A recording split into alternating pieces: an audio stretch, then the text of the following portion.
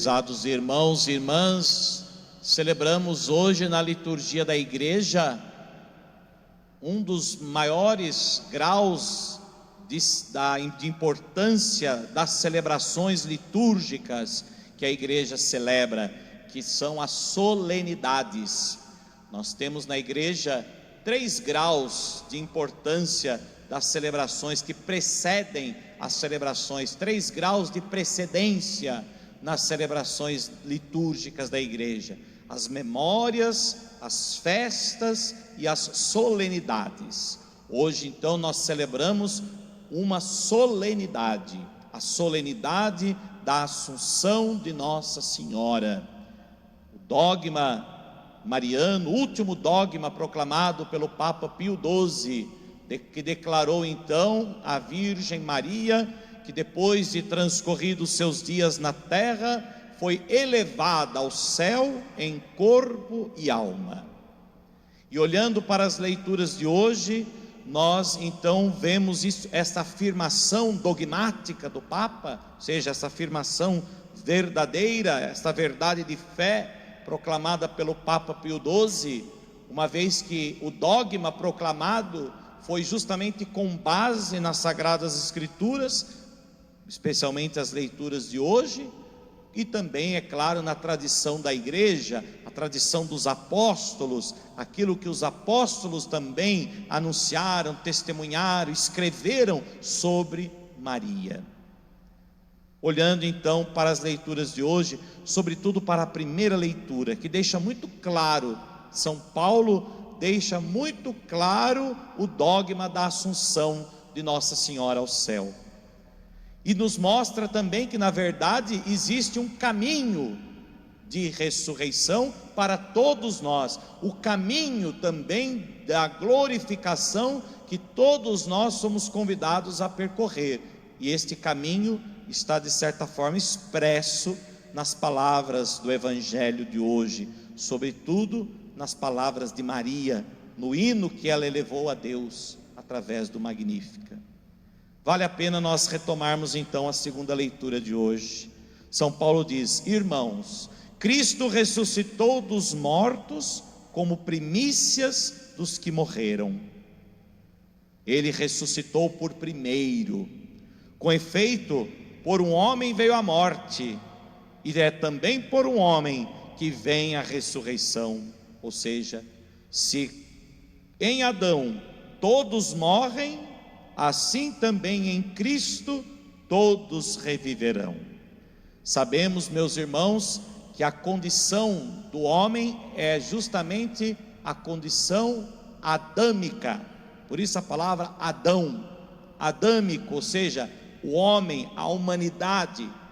Todos nós trazemos em nós essa condição adâmica, ou seja, esse pecado, essa consequência de Adão, que marcou também a nossa vida, que marcou a nossa humanidade, o pecado.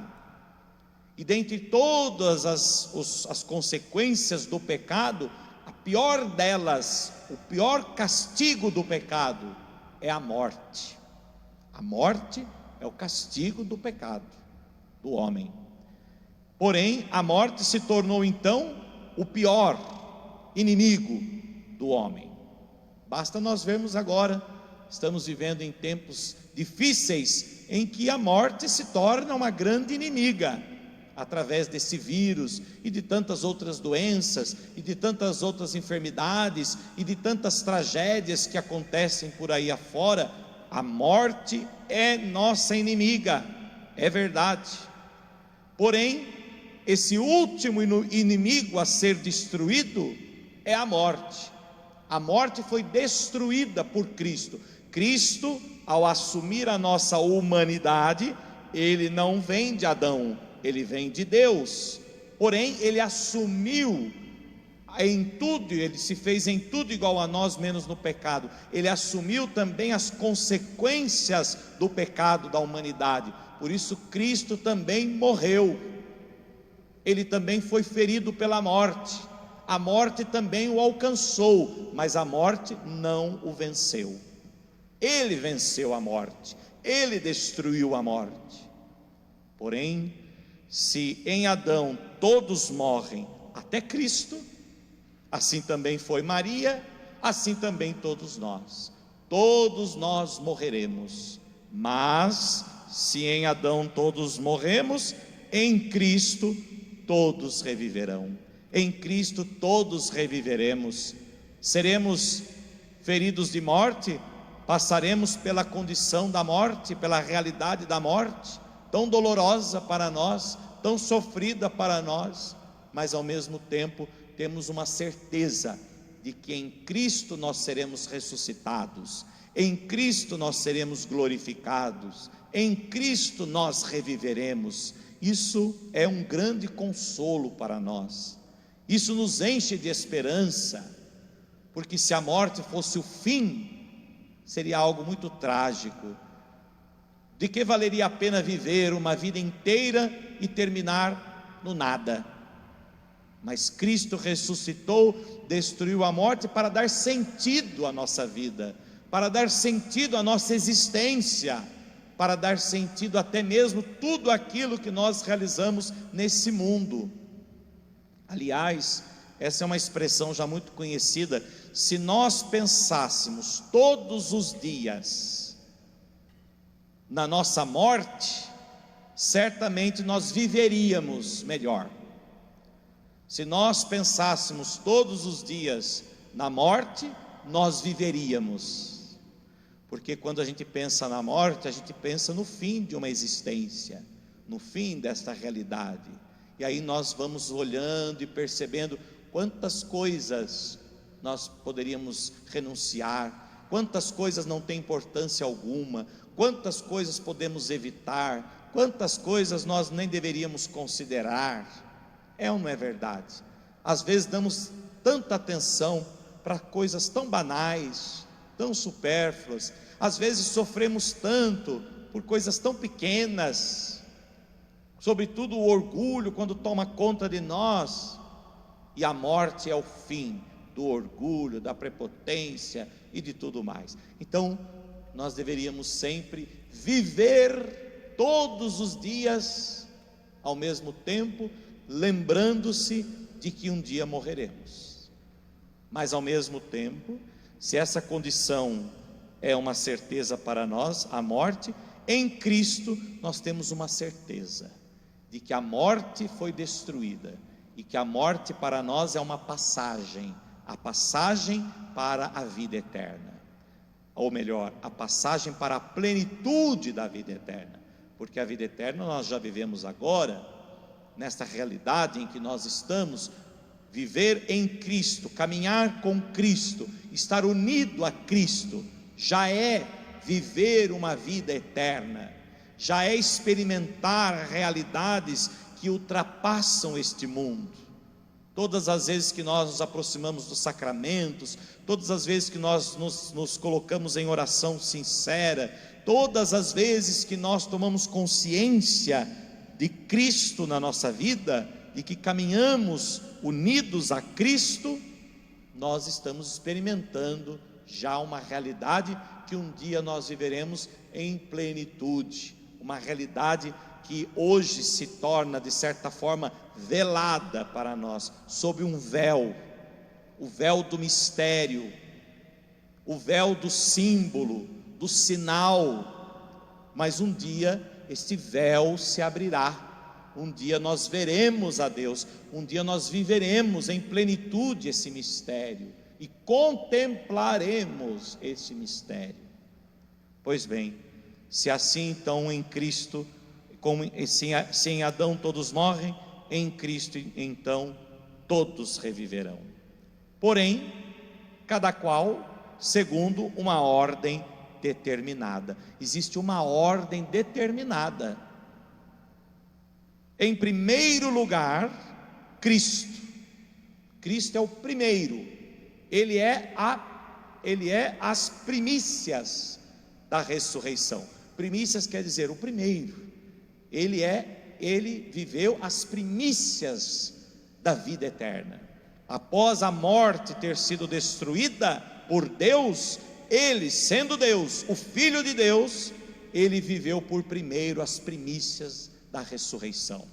as primícias da glorificação de Deus, que após ter destruído a morte, restaurou a vida que o homem tinha perdido pelo pecado. Então, se a morte nos faz experimentar essa ausência de Deus, se pelo pecado nos veio a condição mortal, por meio de Cristo nos vem a condição eterna, a vida eterna. Mas Ele a viveu por primeiro, Ele em primeiro lugar. Depois de Cristo, os que pertencem a Cristo, por ocasião da sua vinda. Aqui está muito claro, não tem do que se questionar. Quem é que pertence a Cristo por ocasião da sua vinda a esse mundo? Como é que Cristo veio ao mundo? Como Ele se fez homem? Do nada? Do vento? Não, Cristo se fez homem em tudo como nós. Ele se fez homem no ventre da Virgem Maria. Ali Ele se formou como homem, ali Ele foi concebido, constituído, formado, assumiu um corpo, nascido de uma mulher. Ou seja, Cristo nasceu de Maria. Maria é aquela que pertence a Cristo por ocasião da sua vinda. Por isso então o sentido da festa, da solenidade de hoje. Maria pertence a Cristo, e se em Cristo todos reviverão, se em Cristo todos ressuscitarão, se em Cristo todos participarão da glória da qual Ele está investido, a glória que vem do Pai, que glorificou o Filho, que passou pela paixão, morte e ressurreição. Maria está estritamente ligada ao mistério ao mistério pascal de Cristo. Maria está intimamente ligada ao mistério da paixão, morte e ressurreição de nosso Senhor Jesus Cristo, porque assim nos disse São Paulo: primeiro Cristo, depois os que pertencem a Cristo por ocasião da sua vinda, e depois todos nós. Todos nós então um dia, meus irmãos, seremos feridos pela morte. A morte também nos atingirá, mas também em Cristo nós ressuscitaremos. Em Cristo nós seremos glorificados, e em Cristo nos será dado esse corpo glorioso, que nós não podemos afirmar que corpo é esse. Não posso negar que seja esse mesmo corpo, mas não posso também negar que possa ser um outro corpo. Não importa na verdade essa realidade em si, o que importa é a realidade em que eu viverei. Eu viverei em Cristo, eu receberei um corpo glorioso. Eu, Leandro, você, todos nós, um dia seremos glorificados, um dia participaremos da glória de Deus, e eu terei o meu corpo na sua totalidade, do meu ser, será um dia glorificado como está glorificada a Virgem Maria. Por isso Maria é aurora, esperança, consolo. Maria é para nós, como vimos na primeira leitura, o sinal daquela que está revestida de sol, daquela que está revestida da glória de Deus. Maria é aquela que antecipou, ou melhor, aquela em quem Deus antecipou o que Ele quer realizar em toda a humanidade. Mas para isso existe então um caminho de união com Cristo, um caminho de unidade com Ele, para que se com Ele morremos, com Ele também possamos ressuscitar, se com Ele padecemos, com Ele também possamos ser glorificados. E aí o Evangelho nos mostra que caminho é esse. O caminho é reconhecer o que Deus fez e o que Deus pode fazer. Porque quando Isabel saudou Maria, Isabel disse: bem-aventurada aquela que acreditou, bendita és tu entre as mulheres, bendito é o fruto do teu ventre.